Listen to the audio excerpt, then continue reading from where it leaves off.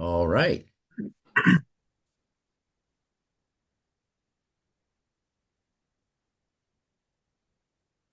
Osha, how you doing? Great to have you. Thank you. Jim, how you doing, buddy? Yeah, 1 second. I was just changing my name. That must be All right. inconvenience. Great. Nice to see Hi. you. People are starting to climb on here. Hello, hello. All right, Linda, good to see you. Noel, Wayne, thank you for joining us. All right. We're getting there. It's a holiday, and we didn't anticipate that stupidly. Um, but special thanks to those of you who are taking the time to jump on. Yeah, sounds good. How you doing, Wayne? Good to see you, Forrest. How are you Hello, doing? hello. We're getting a lot of rain here in Warsaw this morning. Oh, Ah, wow. I hope it's not too much. David Wicks, good to see you, man. You had a good time on the river with the students, right? Oh, it worked out wonderfully well. It just was a perfect 3 days. Wow. You had decent weather or you got rained on? We had a couple drizzles, but it was very comfortable because the sun wasn't beating down on us. So All right. Right. it was a great paddle, and Payne Hollow was the perfect place to stay, as well as 18 Mile Island, and just was a great wilderness adventure.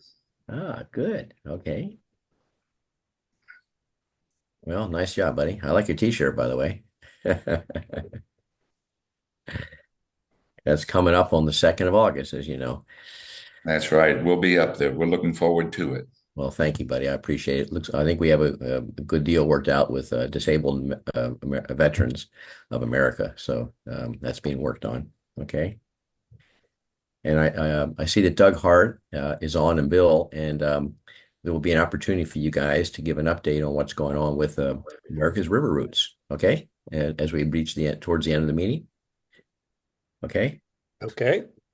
Thank you. Wonderful. And let's see, other folks are getting on here. That's great. Rich Cogan, good to have you, buddy. Rich had his Wild and Scenic River Film Festival last Saturday. How did it go, Rich? I was out of town. 150 people attended. Bruce, Oh, thanks for fun. the mention. Yes, Wild and Scenic Film Festival over at Memorial Hall was a very nice event. Fundraising, all good. Boy, that's fantastic. 150 people. Good work. Wow. Next week we'll see you there, right? Next year, yeah. I'm sorry, I just got back from Sweden here, visiting the kids. So Janet Hunt's in the house. Thank you, Janet. I love Hmm. seeing your posts every day from beautiful, historic Augusta, Kentucky. All right. We'll wait for one more minute or so. Um, as I say, this is a holiday and we apologize. Um, but we're glad that you could all join us. I see Christy and Noel just got on board, and Christy, you and I will set up an opportunity or time for me to get you guides. Okay, copies of the guides. All right. Perfect. Okay. And Joni Pugh is in the house. Joni Vansberg is represented. And Joni, thank you so much for hosting my friends Leah and Chris. They did that 8-day, 9-day paddle by themselves. That was wonderful. And they stopped in and visited with you. Thanks for your hospitality. And Lynn, good to see you. Mike Perlberg, fantastic. Mike's one of our vice Hello. chairs. And Sherry, thank you very much. And we'll just wait another 30 seconds and then we'll get going. We have a lot to cover in this meeting. Margaret, hey, thank you. Well, OKI is in the house. And I know you guys have something to chip in about all your work with GIS, so thank you. Jody Robinson, our secretary for the Ohio River Way from Bellevue. Good to see you, Jody. Okay, Jerry Schulte. Thank you, Jerry. And Paul, thank you for being with us. Uh, Israel. Israel Bonell is the gentleman who's with his houseboat accompanying us on the challenge. We'll have a quick update on the challenge in a moment. Good to see you, Israel. Thank you so much. Perry, thank you for joining us as well. Hey, Sherry. Mary Allen, one of our vice chairs from New Richmond. Thank you, Mary. So, Rachel, Morsanko, who's the queen of river cleanups. So thank you for joining us. Appreciate it. Sarah, thank you. And I think what we'll do now is turn it over to Forrest, our executive director, and we have a packed agenda and an excellent discussion towards the second half about the status of the restoration project with Chris Lorentz for sure being with us, and maybe well, we'll take it over with Chris. So let me turn it over to you there, Forrest. Thank you. Perfect. Thank you so much, Rooster, and thank you all for joining today. The exciting news is the designation came through. After 2.5 years of pushing for it, the Secretary of the Interior on June 6th named us a National Water Trail. That would not have happened without every one of you. Genuinely, one of the most important parts of the application was demonstrating support from every single community, in particular every single boat ramp along the way. So it would not have happened without you, the 94 letters of support, the signage, all you've done to help us in the mapping process. Thank you, thank you, thank you. And I see that Jerry Schulte is on the call, and Jerry did a critical job working with John on the project. And just thank you, Jerry. Great work. Oh, absolutely. It was quite a team effort, and glad we got it through. Yeah, good job. Thank you. Go ahead, Forrest. Yes, so Jerry was the one who actually sat down and wrote the application. So we owe him at least 1 or 2 beers. Perfect. All right. Well, we'll keep you in the loop there, and we've gone ahead and sent out some press already covering that. What the designation means for us really is 2 things. A, it puts us on the map nationally if they're paddling or boating enthusiasts looking for their next big adventure. B, it signposts that we meet best management practices for water trails around the country. So 2 important things there. It does not actually bring funding to us, but it lends a heck of a lot of legitimacy. So anyways, very excited there. In other news, I want to mention at the top, as you know, this October 16th through 18th, we are co-hosting our annual summit a bit differently this year, alongside Ohio River Basin Alliance and Kentucky Waterways Alliance in partnership with the University of Louisville's Envirom Institute. We're very, very excited for this. It's going to be in Louisville, and we do not yet have ticket sales available. That will be coming shortly, but what is up is the request for proposals for presenters, field trips, and exhibitors. So if you would like to lead a breakout presentation, whether that is a presentation or a talk or a workshop, if you would like to have an educational table, or if you would like to propose a field trip of some kind, please do submit this form. It's due July 1st.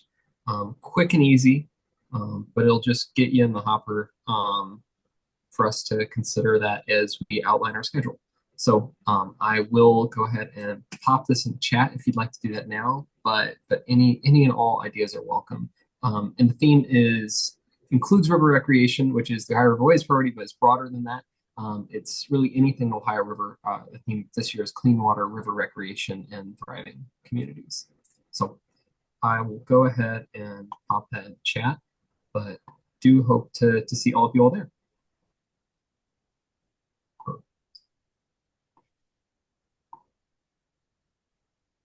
Sorry, there we go. All right.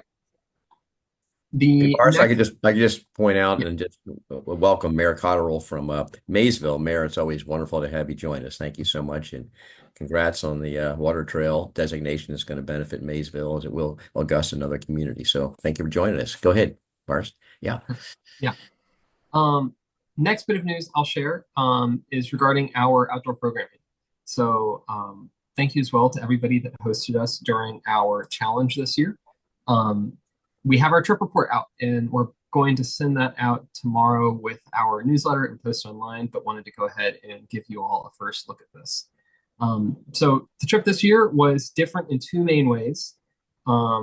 We extended it from Portsmouth up to Ashland, making it a 11-day paddle, really a 12-day expedition, 286 miles. And additionally, thank you to Israel, who I believe is on the call, who came the entire trip with a houseboat he had, which we styled the Restore Lab. and was a hub for citizen science, in particular the students that came along the trip who had research interests regarding clean water. We also had drone documentation of all the tributaries, confluences with the river from there, did biodiversity assessments on the islands. It's the first time we've tried something like that, and went very, very well. The main goal of the challenge was the same as in past years, as you know, to foster connections between communities. So you never know what sort of conversations going from town to town will spin off into different ideas and different projects. And that's what the trip's all about. Very grateful to our partners that helped make the Restore Lab happen. In addition to Israel, that's what his boat looked like down there. Watershed Watch Kentucky lent some materials, as well as Orsenko. And it was staffed by Ellis Swigler, who is staff with Jefferson Memorial Forest. And Louisville MSD also lent us some gear. We are very, very grateful to all of our sponsors. So many of you all were involved meaningfully and financially or in kind, hosting us. And we are so very grateful for all that. The challenge wouldn't be possible without all of you. We do want to shout out Orsenko, who for the first time provided some educational demonstrations along the trip. So in Portsmouth, they did a electrofishing demonstration. In Cincinnati, they did a microorganism testing demonstration. And very grateful that their director, Sam Dinkins, spoke with us in Cincinnati. If you want to take a look at the report, it goes through what we did in all the communities.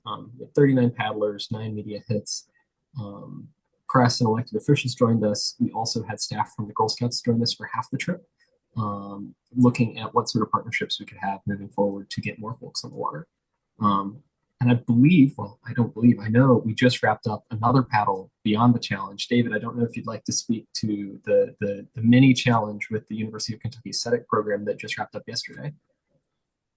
Well, sure. We had a wonderful event, in part because the trip was changed, the dates of the trip was changed, and so the University of Kentucky could not participate this year. So we had a 3-day project, went from Milton, Kentucky on down to Louisville with the University of Louisville and the University of Kentucky. Had between 16 and 18 paddlers. Launched up there at Milton and spent the day in Madison, and went on down to Payne Hollow, and then the next day to Westport, and knock on wood, and had a wonderful evening on the 18-mile island, and then paddled on in, and we just happened to miss all the rain. It drizzled on us a couple days, but it was perfect paddling weather. So we had a great time, and I think the University of Kentucky is very interested in continuing to be involved. Both schools will spend the summer researching the Ohio River and connections between Trimble County and Payne Hollow and the river. And so it was a great introduction to getting young people involved in sort of thinking about the future of our shared river. Good deal. Perfect. And with that, those are the I think the most important updates on our end. I do want to turn it over to any updates from our committees. I know we have one from at least one from Margaret with the Conservation Committee, and specifically the GIS subcommittee.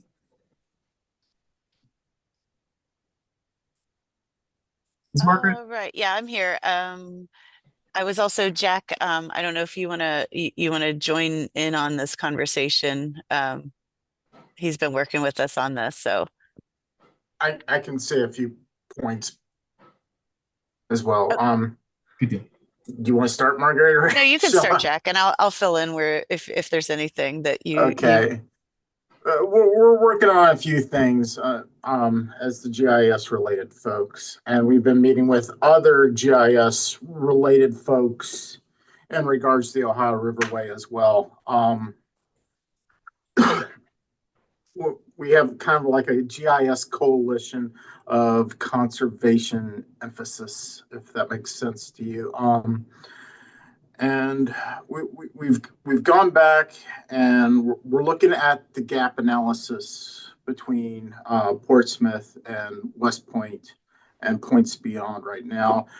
Trying to improve our data as far as it goes with boat ramps, which is both on the conservation side and on the recreation side. That we're looking at there's some boat ramps that weren't in. There's a few kayak specific locations that weren't included in that digital guide. That General Taylor Park in Newport is one of those, just as an example. But yeah, we're going through with a fine tooth comb, trying to sift through the data, make sure that all points, all marinas, all these little amenities and fixtures along the Ohio River are correct and up to date. I think the digital guide's at least 5-7 years old. So it's important that we keep this data up to date. And so working on that front, working on a few other things with more of a conservation emphasis when it comes to view sheds. And also more of a parcel profile. We're looking at how to best get all the quality attributes out of potential conservation projects along the Ohio River and within a 2-mile buffer of the Ohio River, which includes some tributaries. Margaret, am I forgetting anything in particular? So one of the things that we engaged with the Midwest, there's a Midwest Land Initiative. They are responsible for coming up with the Midwest Conservation Blueprint, which I just put in the chat if people are interested. And there's, it's a group of professionals that are all working together on, and a lot of fish and wildlife, U.S. Fish and Wildlife folks and other, I know there's some representatives from ODNR, and they've kind of come up with like a methodology for where are the most important areas. Well, like when you look at the Ohio River Basin, it's all green, so we took the highest conservation priority areas and we're looking at that within the 2-mile buffer of of the Ohio River. And then from there, I think we're going to overlay where the gaps are and kind of help to really look at so we can hone in on a couple of areas that we think are really important to see how we can go after next steps on that.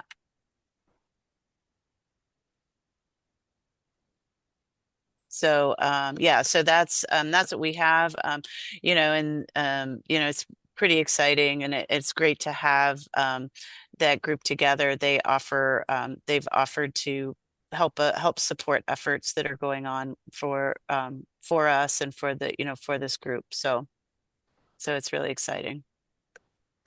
And that's all I have. Jack pretty much covered everything else. Hey, Margaret, Mark Young put in the chat a question about whether the U.S. Army Corps of Engineers is involved in this gap analysis work you're doing. So I initially looked at the gap analysis from the report. It took me a little while to find that original report that came out. It was a couple years old. And I think what we're doing is we're just making sure that everything that's there is still there, or if there's any new things since then to add to that. Great. Thank you. Yep. Okay. Good deal. Well, thank you all. Thank you all so much for all you're doing on the GIS front. It's really incredible stuff. Dr. Tinkati, I believe you have some updates as well. Yeah, exactly. So we're proud to be able to announce here in the next week or so. And if you're not already on the ORW, the Ohio River Valley Innovation Library and Learning Engagement, mailing list, emailing list, let me know. We're pivoting very quickly with with a convergence of changes and challenges in education, and we're pivoting very quickly into the free open access online documents.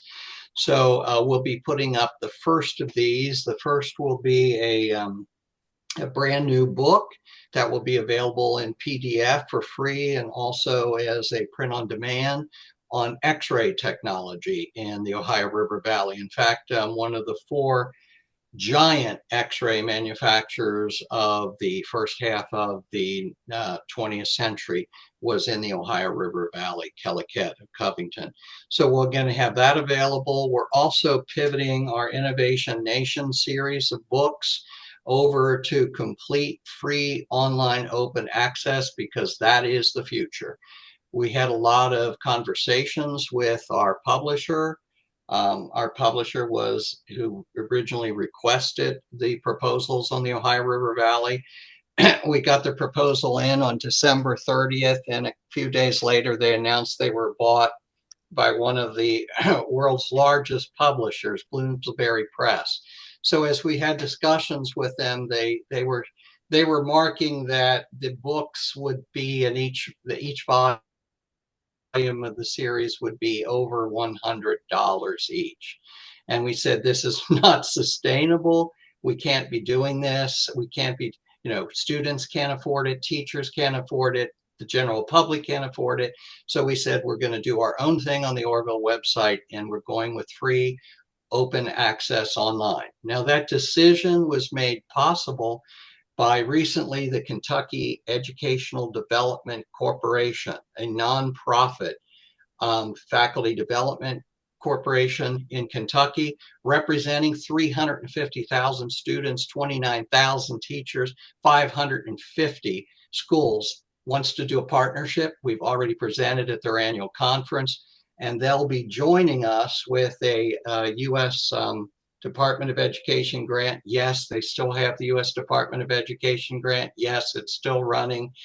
And partnering with my graduate history, public history class in fall at Northern, which is called Regional Engagement Ohio River, and developing lesson plans. Because one of the biggest things that teachers need out there are lesson plans on the Ohio River and on all the wonderful innovation and tourism and sites on the Ohio River. So we've made this wonderful contact with Kentucky. And if any of you know or have some Ohio education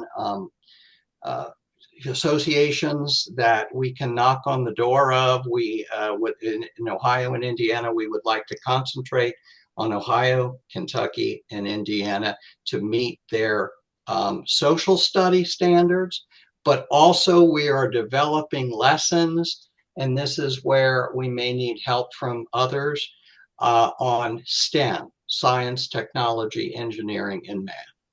So that's my report. So, Paul, I just want to make sure everybody knows that you are the chair of the Ohio River Ways History Committee, which is focusing not only on the history of the Ohio River Valley, but the unique innovation that has occurred from here that sparked scientific and industrial revolutions around the world, right? Right, As an absolutely. overstatement, but anyway, just want to make sure people knew that what your committee was. So thank you very much. Thank you. And by the way, I forgot to mention at the beginning of the meeting, if you could take a moment now to put in the chat your name and your organizational affiliation. We know literally everybody on this call, but not all of you know who the other folks are. So if you could do that, your name and your organization affiliation in the chat, then folks will know who's in the house. Turn it back over to Forrest. Oh, perfect. I see Mr. Schulte has his hand up. Yeah, I'd also ask if Paul could put in the chat the website for the data system. Got it. Thank you. Any other updates from our committees? I see we have Mary and Rachel here as well. Don't know if they'll have anything to add. We're good. Is there anything, Forrest, we want to emphasize about the new visitor's guide? Yeah. What I emphasize about the visitor's guide is that it's out. I hope you all have had a chance to get your hands on a copy. It has been distributed at state parks in Indiana, Kentucky, and Ohio, and interstate welcome centers in Kentucky and Indiana. We'll be getting them in Ohio very shortly, as well as 72 places along the river, whether those are tourism bureaus, restaurants, libraries, you all are our partners. So the guide is out there. 80,000 copies is what we came up with this year. Jess from our team did an incredible job with it. I hope you all get a chance to read it and enjoy it. It's beautiful and a huge upgrade from the first time around. And Forrest, maybe we could ask people to put in the chat as well if they would like copies, if they didn't already get, they're about 100 per box. Is that right? It's about 140 per box. And All right. what I would say actually is shoot us an email at info@ohioriverway.org if Great. you would like some copies. Thank you. So just So put the name in the chat.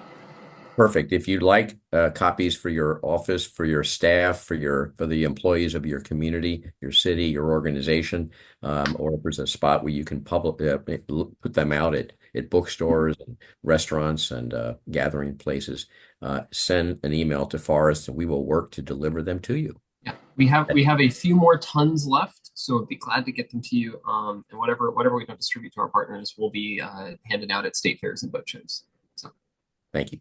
very excited for that. Perfect. Well, I think the very last thing, and I should have done this at the top, is just would like to share with you what our new webpage looks like with the National Park Service as a water trail. So when folks are searching through all the water trails online, this is what our page looks like. And it includes a lot of the same information we put in our application. But just want to show you all what this looks like real quick. So just to be clear, this is the National Park Service's website, correct? Yeah, yes. Specifically, it's a website managed by the National Park Service for their recreational trails. Right. Yes. Yeah, but it's just a database of trails people can search through depending upon where and what they want to do. And remind us, how many trails have this unique national distinction? Oh, I forget off the top of my head. It's not. I want to say it's 3. I forget off the top of my head. What I do know is yeah, I'm sorry. I knew the answer to the question. Like you say. With the 3 that were added just by the National Park Service 3 weeks ago, there are now 39 national water trails, and we are one of 39 in the country, and certainly one of the biggest, if not the biggest. We are. So this year they designated 387 miles, and we were 308 of that in terms of total new recreational trails. So most of them were a few miles long. Thank you. All right. Perfect. Well, with that, we are running slightly ahead of schedule, which is a great thing. I'd like to hand it over to our featured presentation today. Dr. Chris Lorentz, professor at Thomas More University, manages the biology field station there and is chair of the Ohio River Basin Alliance. He is here to present on the restoration plan that ORWA just released a couple of weeks ago. So I'll hand it over to you, Chris. Thank you so much for joining us. Thank you, Forrest. Can you all see my slides? Yes. Yes. Okay, great. So as Forrest mentioned, I'm the chair of the Ohio River Basin Alliance. Honored to speak to you all today. First of all, congrats on the water trail and all your great work. It's impressive and really exciting, and happy to be here today to talk to you a little bit about ORWA, our plan. And as Forrest mentioned, I'm also a professor at Thomas More University and run a biology field station where we focus on the main stem of the river, much like you all have your Ohio River, your National Water Trail on the main stem of the river. And of course, we know that's about 1,000 miles long from Pittsburgh to Cairo. And the first point about ORWA is we focus on the watershed. So the 204,000 square miles, parts of 14 states, 30 million people, all of those impressive stats to recognize the large geographic region in which we're focusing here. And we have 300,000 plus stream miles. So when we talk about the water quality of the basin, it's dynamic, it's variable, it's seasonal, it's temporal. So it really does change where you are, when you are out there. Your neck of the woods might be pristine and in good shape. Others need a little help. So again, we're talking about the Ohio River watershed or basin, and that's the focus of ORWA, the Ohio River Basin Alliance. And one of our challenges is to get a sense of community and cohesion across this large geographic area. And here's some data from a recent polling study that our partners at the National Wildlife Federation Commission, really good study, over 3,000 people were polled across all political affiliations, socioeconomic classes, geographic regions. And all 3,070 were residents of the basin. Only 24% realize that they live in the basin. So that is a challenge for us, is to get folks to recognize that they're in the Ohio River Basin. How do we do that? Well, we follow your lead. We start putting dots on the map. We start putting in cities. And so people identify with their city, identify with their river, and then to the basin. So your Rivertown Review Toolkit with NPS, excellent example, right? So all of these towns and cities that are involved with this program start to identify not just with the river, but with the basin. And then we partner with organizations like OKI and all of you are that are working in the basin to get you all to recognize or at least publicize that you're within the basin itself. So do your work, but also recognize, hey, we're in this larger picture here. And then we're working with watershed groups. So within Ohio, we have great watershed groups, Little Miami, Great Miami, et cetera. Of course, in Indiana, similar watershed groups, the Wabash, White, in Kentucky as well. So these watershed groups are mosaics within our basin. And so right now, Jordan Lebecken at the National Wildlife Federation, many of you on this call are starting to form a coalition, 50, 60, 70 watershed groups, nonprofits, to build that cohesiveness, that community within this large basin. And so we need greater effort in attaching ourselves to the ORB, the Ohio River Basin. So I live in the ORB and I care about clean water. That's our tagline for getting folks to do the good work they're doing, but then attach themselves to the ORB, attach themselves to the basin because there's strengths in numbers, as you all know. And so that's part of what ORBA is trying to do here. ORBA was started out of a Corps report, the U.S. Army Corps of Engineers, the Great Lakes and Ohio River Division, along with the 3 districts within the basin, wrote a pretty seminal report called the Ohio River Basin Comprehensive Reconnaissance Report. And in that report, they said there's a need for a basin-wide organization to bring this large geographical region together, to share priorities, unify voices. So the U.S. Army Corps of Engineers, the U.S. EPA, or NORSENCO held a meeting in Covington, Kentucky, and said, we need a basin-wide organization. And from there, they requested that ORBA be formed. So ORBA was formed out of the request of these federal and multi-state agencies to bring some cohesion within the basin. So as I mentioned, we were established in 2009.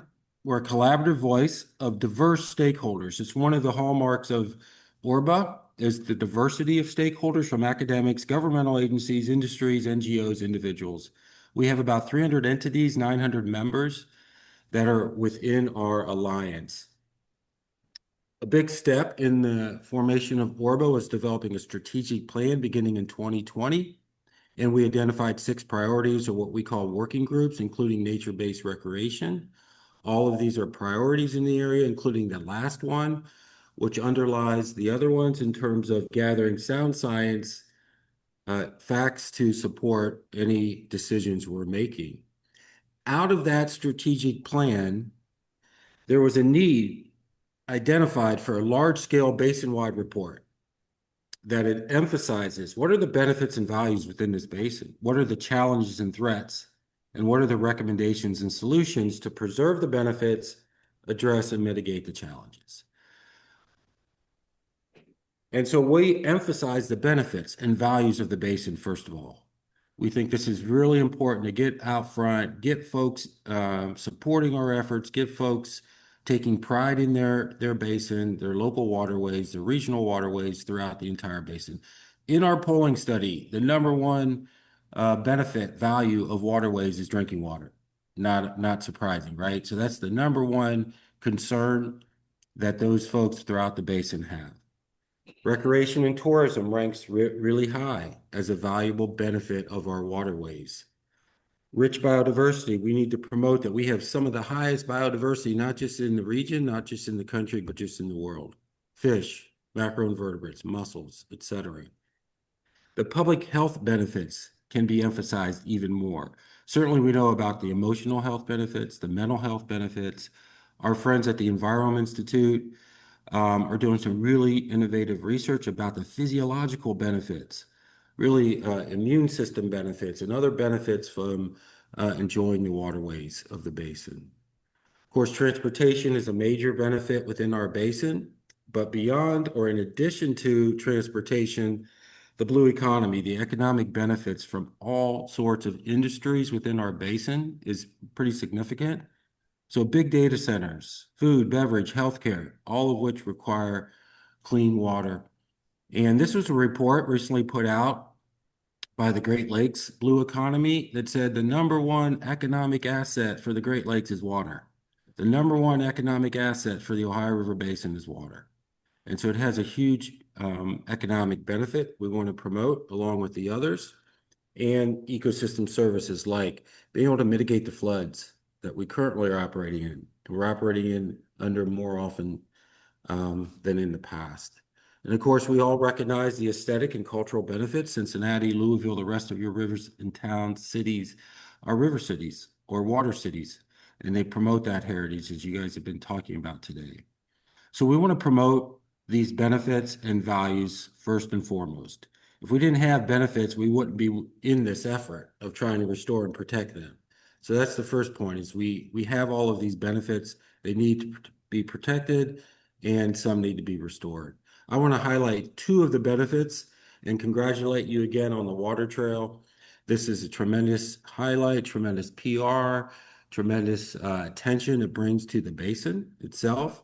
And then the quote that you guys have shared from Secretary of Interior Doug Burgum really reflects what we're all trying to do. This investment into conservation and outdoor recreation will benefit the American people for generations to come. That is really what we're all trying to do here. Invest in conservation, including outdoor recreation, benefit today and generations to come. So really poignant and relevant quote for all of our work here. The other benefit that I want to highlight, this is a new study that we commissioned, the Earth Economics, a nonprofit organization that values ecosystem services. And they finished this report early in 2025 that highlighted the ecosystem services within the Ohio River Basin conservatively are valued at $50 billion a year. Our ecosystem services are valued at $50 billion a year. And if you're less familiar with ecosystem services, we're talking about things like water quality improvements, wildlife fish habitat, flood mitigation, erosion reduction, climate change mitigation, recharging our groundwater, recreation tourism, source of food medicine. These are all benefits and services that our natural ecosystems provide. The nice thing about this study is it provides concrete economic value, $50 billion a year, which raises eyebrows, particularly with our elected officials and other members, other leaders in the community. So we want to recognize all of the tremendous progress that has been made since the passage of the Clean Water Act, the EPA, the governmental agencies, the NGOs, all those individuals that have improved water quality, restored water quality, maintained water quality. First thing we want to definitely highlight. However, there's the flip side of this that's equally important, is that there's challenges and threats. And we don't want to shy away from them. We want to address them head on. If we didn't have challenges and threats, we wouldn't be needing federal investments. If we didn't have the benefits, we wouldn't have anything to invest in or restore and protect. So it's really both of those.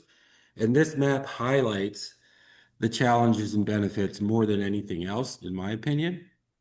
This was put together by Arsenko 2 years ago, and it shows the number of impaired streams within our basin.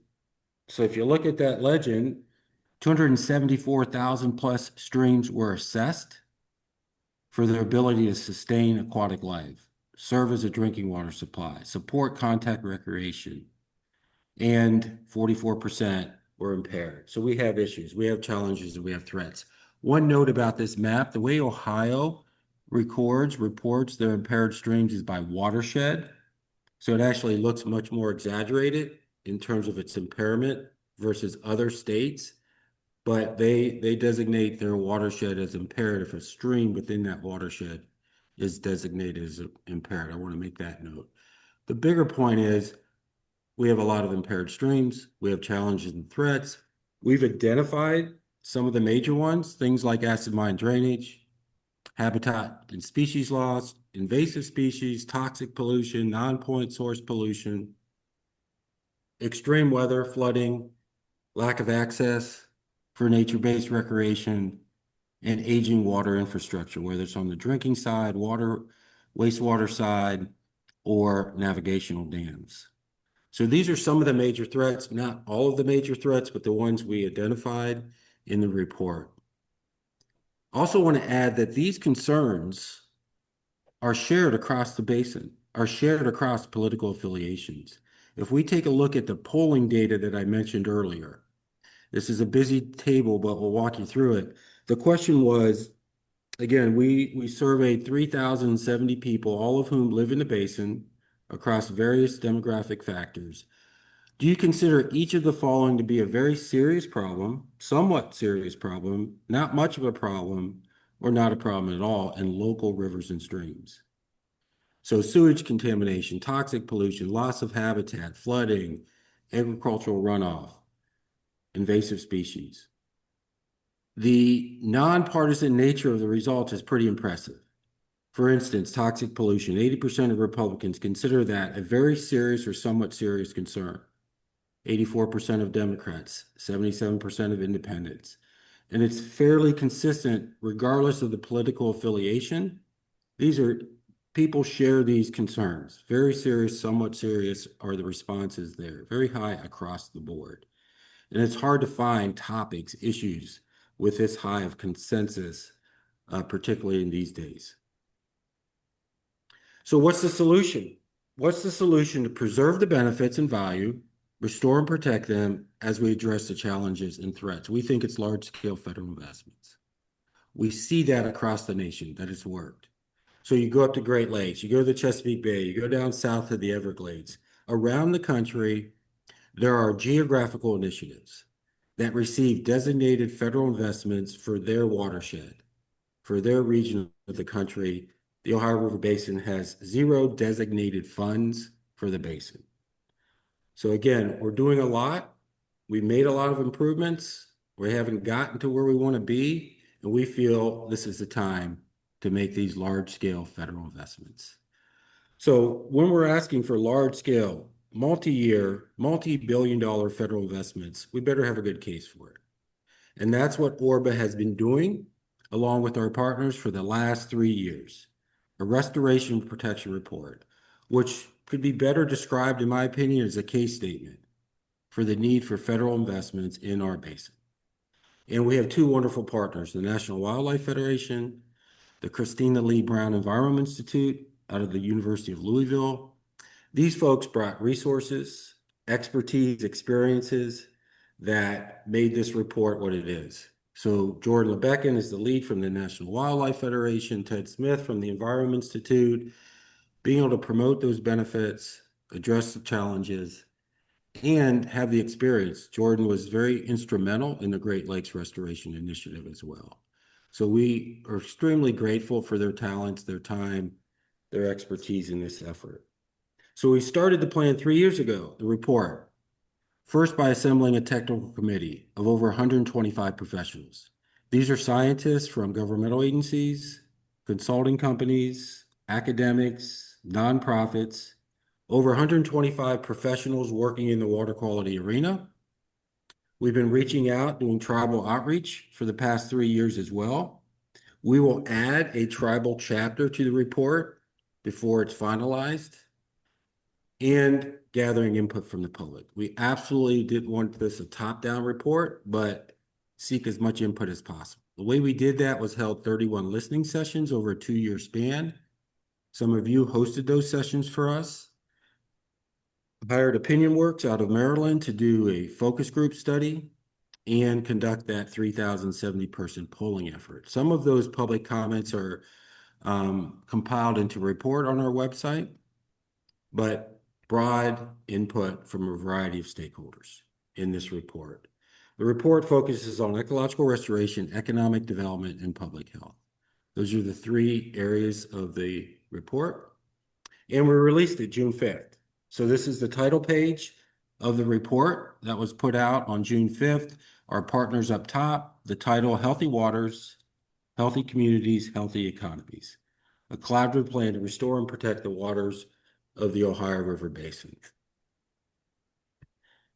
There's widespread nonpartisan, bipartisan support for these sorts of efforts within the basin. So some more data from our study. Learning that there is a plan to commit government resources to improve the conditions of local waters in the Ohio River. The basin's voters support it overwhelmingly. 74% in support, only 7% opposed. 10-to-1 margin in support of these large-scale federal investments. Strongly bipartisan, 74% of Republicans, 84% of Democrats, 69% of independent voters across the basin support the concept of a plan, large-scale federal investments. Consistent regardless of where you live. So again, the support for this at really all kinds of levels, whether it's political affiliation, geographic area, demographics, is overwhelmingly strong. So just a snapshot of report. Here's our table of contents. We start with giving background on the basin, how this plan was produced, addressing those challenges and threats, and coming up with recommendations moving forward. The final report, the public comments, all of the related initiatives going on with the Ohio Riverway, others will go to our elected officials in DC. Ultimately, they're the ones who are going to get the federal investments. Fortunately, we have great partners in DC. We have 2 Ohio River Basin Congressional Caucus co-chairs that we couldn't ask for 2 better co-chairs, with Representative Morgan McGarvey out of Louisville, a Democrat, Representative Aaron Houchin out of Southeast Indiana, a Republican, are leading the Ohio River Basin Congressional Caucus. These guys are smart, eager, enthusiastic, excited to bring federal investments to our region. Again, we could not ask for better leaders in Congress. They are helping to build the Ohio River Basin Congressional Caucus. So we have 58 congressional districts within the basin. Here's a map of the congressional districts within the basin. All of those highlighted in yellow on the right, underlined, they're members of the Ohio River Basin Congressional Caucus.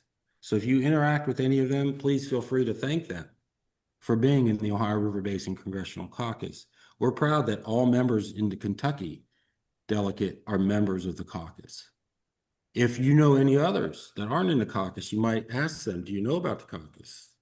And ask them maybe why, or if they're willing to join. So we're doing outreach to get these numbers up. Ultimately, we'd love to have every member within the Ohio River Basin Congressional Caucus. Like I said, these 2 co-chairs in the middle, on the left middle is Representative McGarvey. On the right in the red jacket is Aaron Houchin, Representative Houchin. They're eager such that they introduced a legislation for federal investments in the basin called the Ohio River Restoration Program Act in December of last year. This was their press conference. Others are members of ORWA, National Wildlife Federation, and American Rivers, additional partners. That bill was not taken up in Congress, wasn't expected to be taken up in Congress, introduced at the end of that session. But they're planning to reintroduce the bill. So you can read about their bill.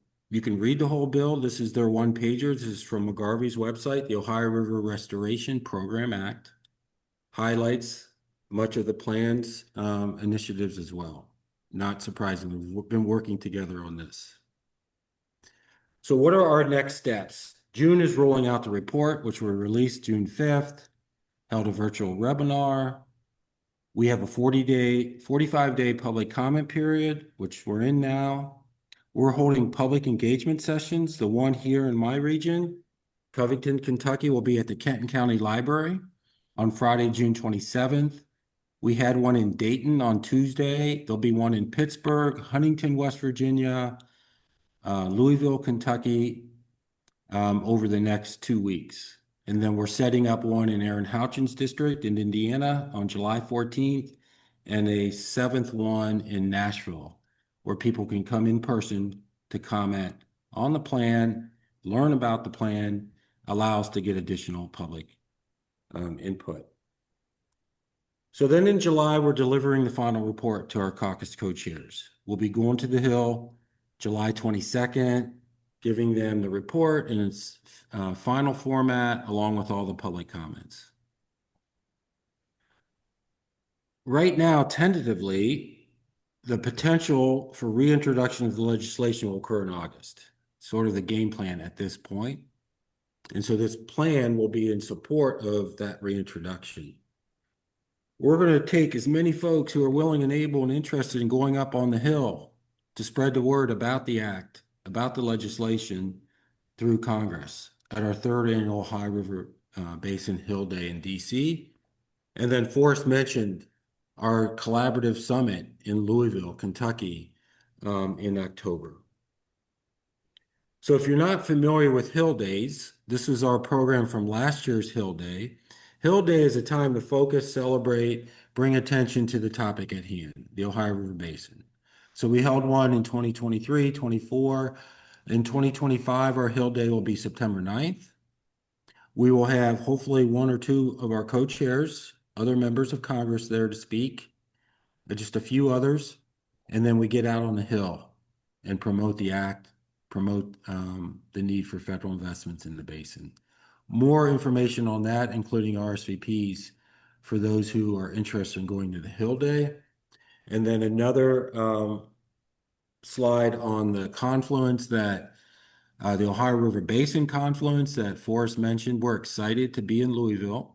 First of all, we're also excited to have this special joint summit with the Ohio Riverway, Kentucky Waterways Alliance, the University of Louisville's Christina Lee Brown Environmental Institute, bringing together all the different groups that promote those benefits that we talked about in different ways, different perspectives. So more on that, as Forrest mentioned, the request for proposals, RFP, is open through July 1st, as well as sponsorship opportunities. So what else can we do in the foreseeable future? Submit comments to the plan if you're interested in doing so, whether as an individual or if you're able to represent an organization, please consider that. Just raise public awareness, reach out to elected officials if you so feel inclined or have those opportunities to do so. You can go to the website, Ohio River Basin Alliance, OhioRiverBasinAlliance.org. You can click on the plan, and there's a public comment portal to submit your comments. And then you can see the public engagement sessions on that same page as well. If you scroll down, you'll see a list of those. If you aren't a member, consider becoming a member. There's no charge to be a member of ORBA. Very simple. You just add your demographic information, and you'll be added to our newsletter and receive the latest. And we can put your address on a map, our membership map too, if you're interested. So thank you for this time to give you that overview. I'm going to close with this headline that just came out today from the Pittsburgh Post-Gazette, the editorial board. The Ohio River Basin is essential to America's economy and environment. It needs more attention from Washington. So they summed it up nicely, and we're grateful for the editorial board of the Pittsburgh Post-Gazette for posting that or publishing that today. And we're going to continue to work with editorial boards throughout the basin to get headlines like this. And do I have one more minute for us to show one more slide? Absolutely. Okay, here's a shameless plug for a fun event on the river, Concert for Conservation, that the Ohio Riverway is a co-sponsor. So we hold a bluegrass concert on July 26th. It's a Saturday evening where we have 5 bluegrass bands. We have Shack Yaks, who's a strong partner of the Ohio Riverway, brings 20-some kayaks so people can take out a kayak free along that river as well, just across from New Richmond. And we have food trucks, and we have tables for environmental exhibitors and other nonprofits. So if you're so inclined, come on out July 26th. join us, the Ohio Riverway, and our other sponsors for raising hellbenders on the river, Concert for Conservation, and also simply raising the highlighting the benefits, the recreational benefits, aquatic biodiversity value of the basin. So thanks for that last plug there, Forrest, and thanks again for the opportunity to give you all an update on ORBA. Perfect. Thank you so much, Chris, for that presentation and for all the background on ORBA and the incredible work you all are doing. I do want to open up the floor if anybody has any questions on all of this, or perhaps comments, but any questions for Chris on the plan.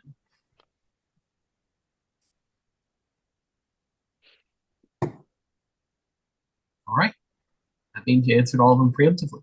We do have one in the chat from Perry. Do you have suggestions for how to communicate with town leadership across the basin, specifically working within small subwatersheds as we look toward restoring the whole basin? Yeah, that's a great question. I would probably defer to your all's success in dealing with the rivers and towns and cities, but we're promoting it in this way, in that we want to highlight the good work of Lawrenceburg, of New Richmond, Augusta, Maysville, you pick, but put it in the context of the basin. And I think that's an easy lift, is that people do what you're doing, the good work. We want to put your name on the map. We want to put you in the basin and just connect. So the more we can build this community and cohesiveness, it's a win-win, right? So any organization, big or small, any city, big or small, any initiative, big or small, we want to raise the profile of that, but then connect it into the basin. So that's kind of our angle, what you all do already. And just really getting people aware, education, that this is happening, which we still have a long way to go. Well, thank you so much again, Chris. Really appreciate it. With that, I have one question for Chris, if I can just interrupt. I just think the report is just such a wonderful long-term deal that it's future oriented, and I enjoyed reading it tremendously. My question comes into a sense of a positive outlook. So often the river is seen to be dirty, and that's an impression that's pretty wide held, and maybe almost too dirty to clean up. And so my question for you, Chris, is, do you have a few talking points that can really address that issue, that it's healthy and it needs more work, but it's cleaner today than it has been in many years? So is there a talking point or a common thread that we can share? Because I think those common stories are so important.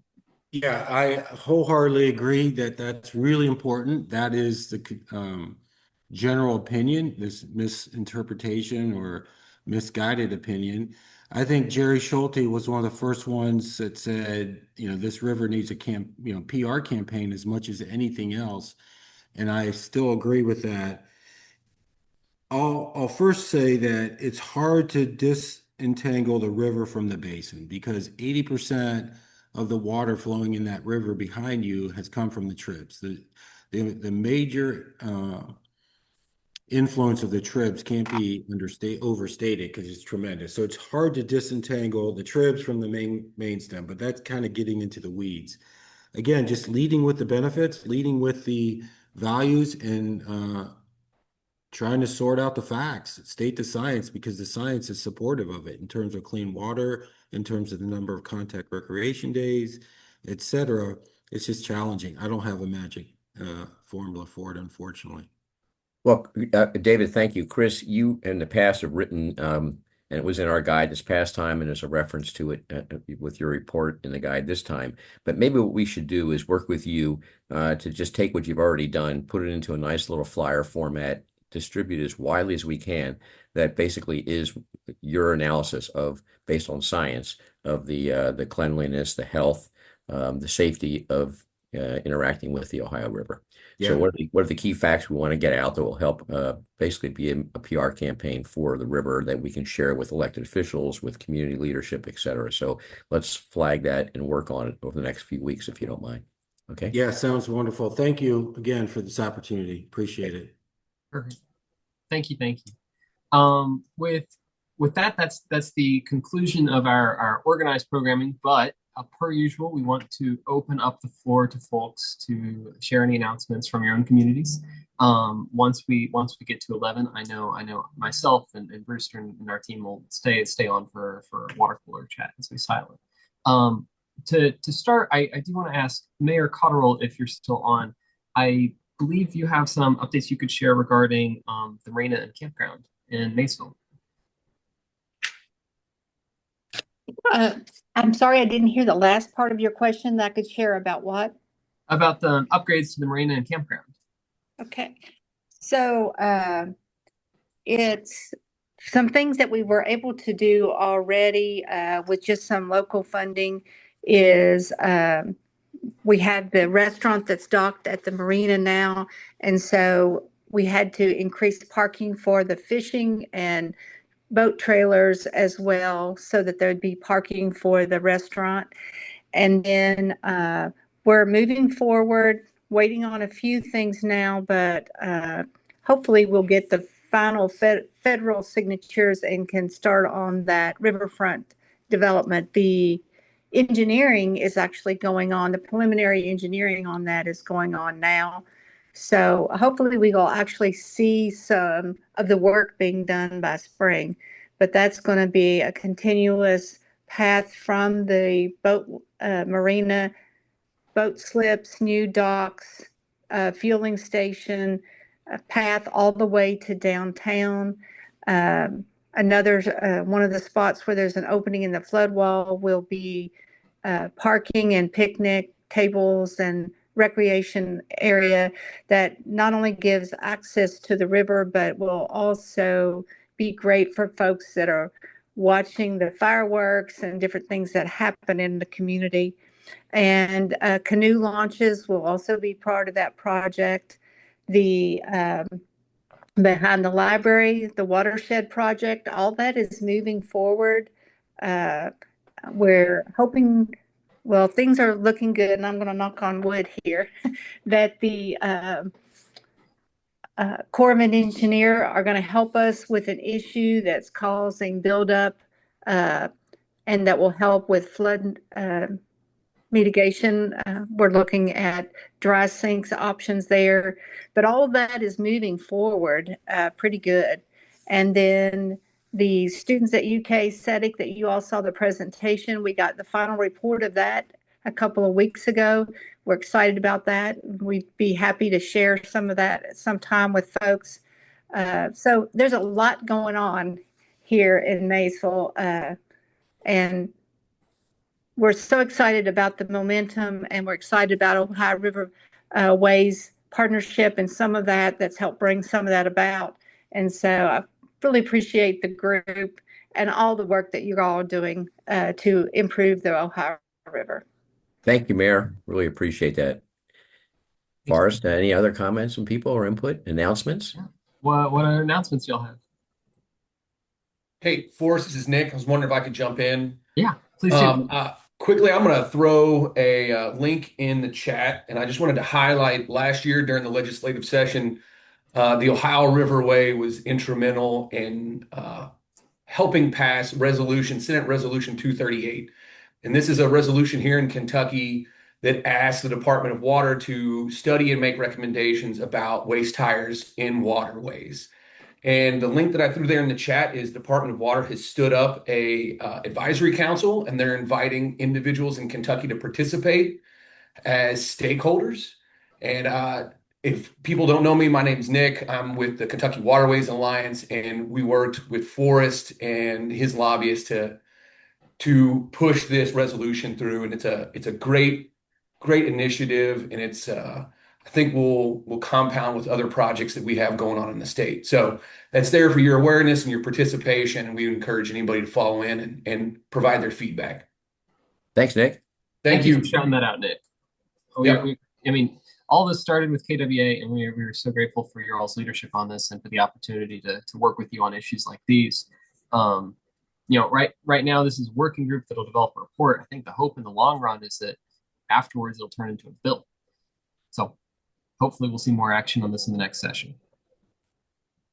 You all were the best for getting that through. Thank you so much, Forrest. Thank you, Nick. All right. Any other news? Hey everyone, this is Doug Hart. I want to jump in real quick and give a great shout out to the leadership and work that's going on the Ohio River. Wow, it's impressive. I'm a volunteer for America's River Roots Festival, and we are hosting a travel showcase for destinations along the river from October 9th to the 12th during the festival from 11 to 6. If you're a destination and interested in participating, somehow reach out to me. But we have 2 tents along the river above where all the river boats will be, where people will board the river boats. So we're in a great location. If you don't know about the River Roots Festival, look us up online. We're so glad to have the support from Brewster and Forrest, and thank you very much. The Ohio River Way is actually going to have its own tent practically. It's almost full. So thanks again for those that have chosen to participate, and anyone interested, reach out to me somehow. Thank you. Well, thank you, Doug. This is going to be a big deal. There'll be hundreds of thousands of people, many coming from out of town. They'll be here in many cases for 3 or 4 days. So we want to give them an opportunity to learn about places they can go, things they can do, not just in Cincinnati, Northern Kentucky, but in Maysville and in Madison and Portsmouth and Louisville, whatever. So this is a good way to get the word out. So thank you, buddy. Thanks. Forrest? Anyone else? What's happening? Jerry, you just got back from Italy. Can you teach us how to make pasta? Yeah, I can probably do that now. Appreciate it. Can you put your contact information, Doug, in the chat? Yes, thank you. That'd be great. Okay, well, folks, thank you so much. We really appreciate this wonderful turnout on a holiday, and we're going to stay around in our water cooler chat, which we do for another 15 minutes or so after these meetings. So we'll end the formal part of the meeting. Anybody like to stay and have any dialogue at all, you're very welcome to. We'd love to chat with you until 10:15, 10:20 at the latest, and then we can get on with the rest of our day. Okay, thank you so much, folks.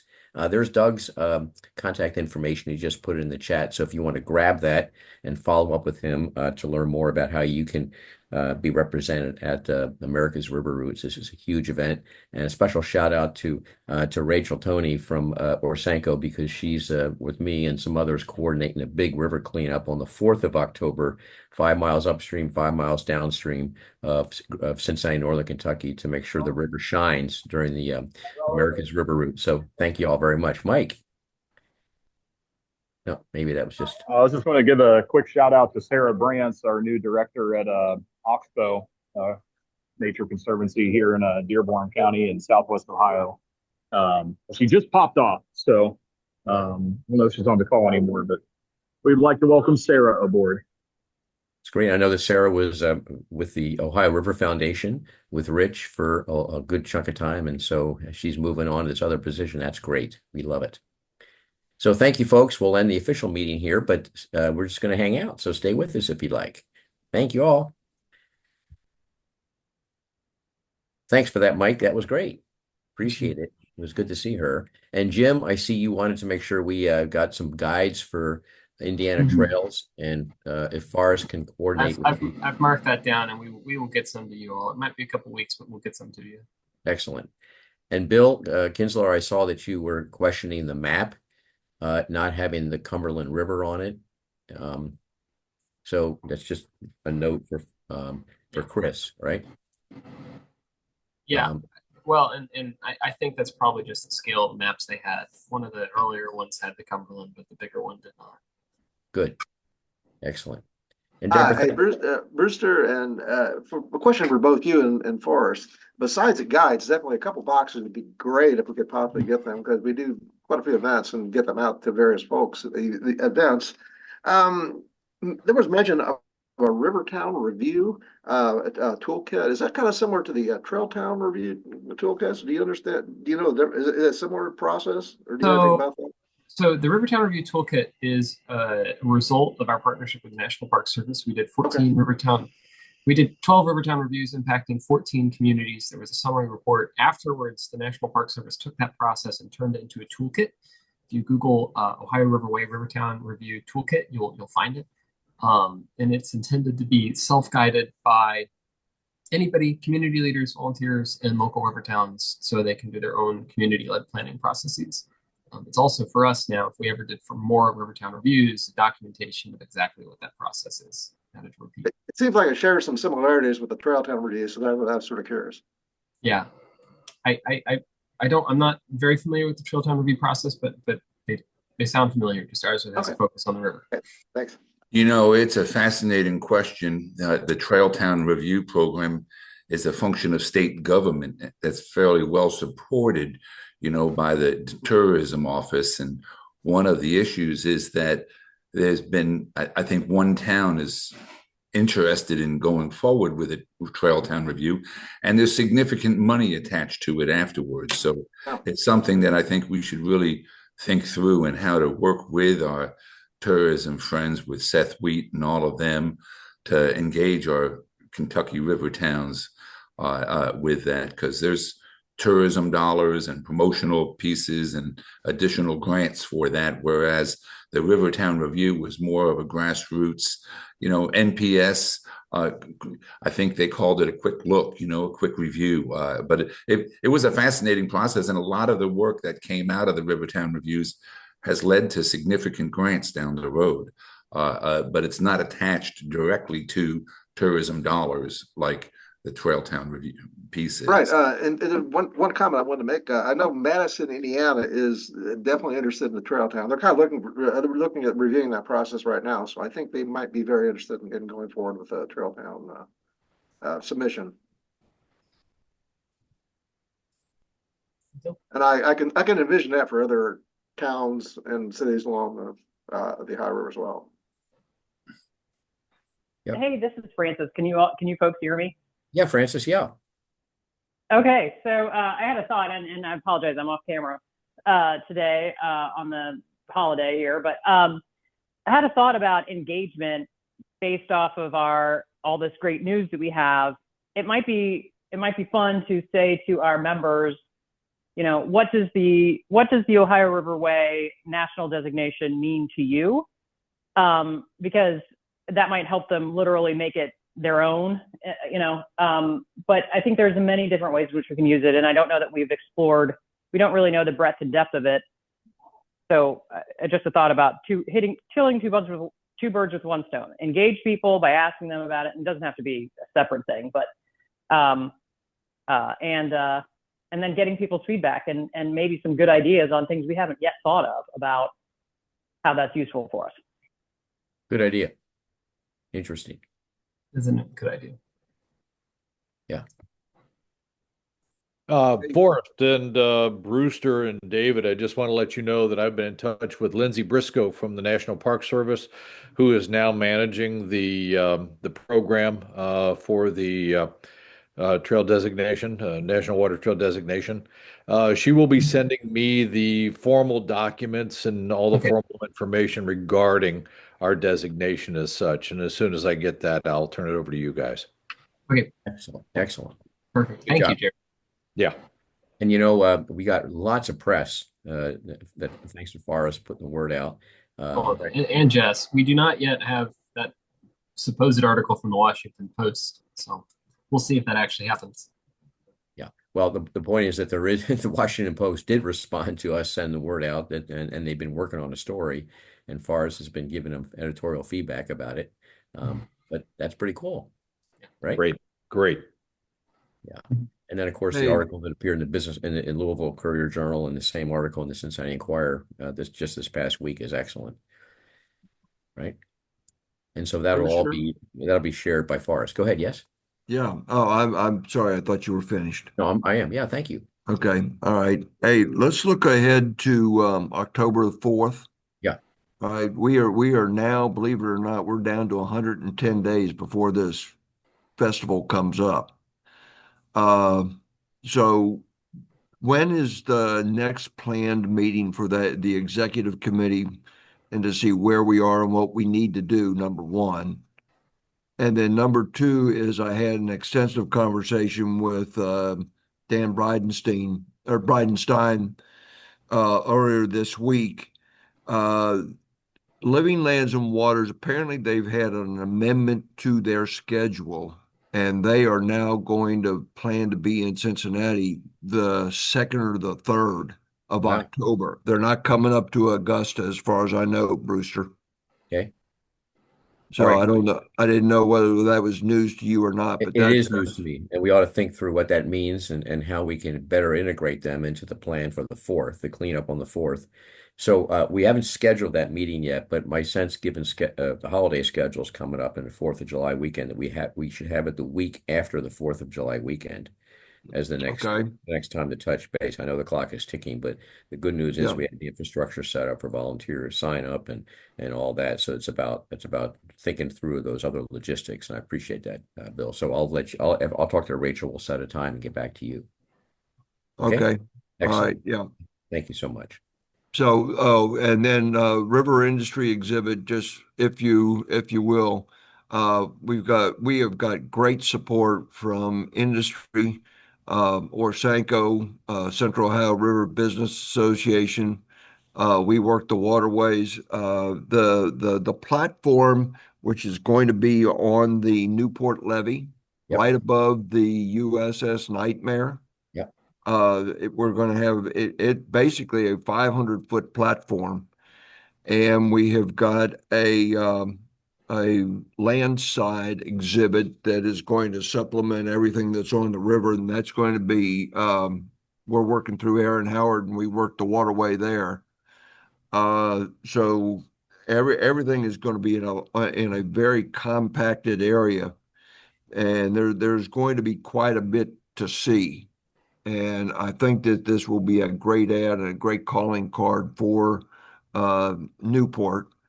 And hopefully there's some spinoff with Dayton and Bellevue, because Charlie Cleves from Bellevue has just been absolute terrific in this thing. So it's all coming together there, but I think we need a follow-up meeting just to see where everybody's at and make sure that my information is correct, which I believe it is, that they are not going to be in Augusta. They're going to be down here. Excellent. Okay. Thank you very much. Very cool. Very cool. Well, we have another minute or two. Is there anybody else who would like to share anything that's going on? Wayne, I know you expressed interest in the chat in the DC, the ORWW Washington, DC Day, right, Wayne? And correct, Brewster. I'd like to see when we have to be there in DC. I'd like to participate in that if I could just get some additional information. Good. Forrest, would you mind connecting Wayne with Chris so that Wayne, the idea is you fly in the night before if possible, or early that morning of the what's the date? I'm sorry, the 9th. It's September 9th. Yeah, because the program starts at 8:00 a.m. and so the best thing is to come in early. And there's typically a dinner you could go to the evening before as well. Typically, albeit nothing. I don't believe any of it's public yet. I think it's just finalized, and Chris told us. So there will be a sign-up form and more information on down the pike. Okay, great. Thank you so much. Great. So Wayne, why don't you just remind Forrest, just send an email to info@ohioriverway.org, info@ohioriverway.org, and he'll follow up with you. Okay, very good. Thank you. Excellent. Yep. And Chris Klingman, it's always good to have you with us, everybody. And thank you for being hospitable. I think that the folks from California, Chris and Leah, who were paddling down over 8 or 9 days, stopped at your place. I'm not quite sure, but I wasn't able to join them. They did that paddle recently, and there's a blog post that Jess on our team wrote that's on the website, which is just really wonderful about their trip. So thanks, Chris. Yeah, saw their article on their trip. That was kind of cool. Yeah. Have it the day or during the actual announcement, so that worked out well. You know, they were the first people who were sort of pitching it this way, who well, during the course of their travel, the designation was announced. So yeah, that was kind of cool. That was neat. Yeah. So Danielle, thank you for joining us. You're working on any projects in your through CT along the river? We are not right now. We are still working on the Appalachian Grant Program. We did not have any riverfront communities funded through that. So we're pretty busy. We're finally getting our projects out to bid. I'm very happy to say they're advertised now. But I do live in Wrightsville in Adams County. So the river is in my front yard. So it's constantly on my mind. And trying to listen to what's going on in Manchester and Greene and Monroe townships down there so that I can help in any way I can. Well, just so you know, the governor appointed Paul Worley, the Economic Development Director for Adams County, to the board of the Ohio River Commission of Ohio. Oh, good. And just so you have a direct connection that is through Adams County to that new statewide entity that's designed to promote the Ohio for economic development and tourism and recreation as well. Just FYI. Thank you. And you said the name of that commission was Ohio River what? Ohio River Commission. Ohio. Just the Ohio River Commission? Yeah, that's a new name. Hey, Brewster, have the Senate and the governor come out with their representatives yet to fill the I don't know. board? I don't know about that, Bill. And I've been out of country for the last 3 weeks, so we ought to follow up and try to nail that down. So whatever you can, I would think that you guys could make a couple of calls and get the answer to that, and we'd love to share that information. Yeah, we got a board meeting this afternoon. I'll make the question because I just got back in country too. Okay, great. Thank you, buddy. Where did you go? Balkans. Balkans. Wow. Yeah. I was in Sweden. Yeah. Cool. Oh my God, it was great. Yep. Nice. Okay, guys. Thank you very much. Jump off. Could I ask one quick question? I mean, Brewster or Forrest, if you could stay on. I was actually just doing an email to Forrest, so if I could just ask. No, we'll stick on. Yeah. Okay. And Chris, were you trying to say something? Yeah, on that Ohio River Commission, isn't there supposed to be a recreation representative as well? Tourism and recreation. And Brewster, do you know who that is? No, I don't. I do not know either. Okay, well, saw that, when they first announced it, and I was like, well, who are they going to, who are they going to pull in for that position? So yeah. I'd like to know more about that myself because, economic development for so long has just meant smokestacks. Right. And, I'm excited about that. Mm-hmm. Yeah. Great. We're excited about that too.